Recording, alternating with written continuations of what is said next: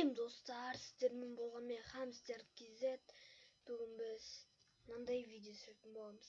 Қалай Bandicamға регистрация жасайды деген. Ал ендеше бастайық.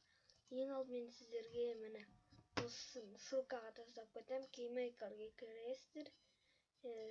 Басынан көрсетейін. Bandicam 2019 KeyMaker, новый папка. KeyMaker басамыз. Запуск от имени администратора. Даны басасыздар. бір өтірік бір бәле жазасыздар. Қазір мен істемей алды клавиштерін. Қазір болды, істеді. Клавиштерін істемесе істесіздер. Мен тағы істемей қалды. Давай русскийге қойдық, английскийге қоямыз. И болды. Жазатын болып қалды. Жоқ, жазбайды әлі. Міне. Мен бүйтем. Email. Жоқ.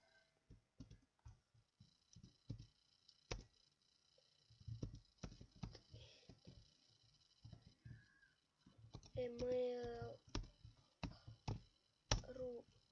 Регистр аппелат деп басамыз. Міне істеледі, короче. Мен өтірік бір бәле жазсам басында видео түсіріп жатқанда өтірік бір бәле жазсам, ол болмаған, екіншісінде де болмады. Енді үшіншісінде болды. Компьютердің размері екен ғой сөйтсем. Ал сіздермен болған мен Hamster KZ. Видеоны лайк басамыз. Тіркелеміз. Достар, дауысын шығарамай жүрген адамдар болса, настройкиге кіресіздер. Микрофонға қойсыздар, барлығын болды. Веб-камерамен өзімнің түрімді көрсете салайын дейсіздер.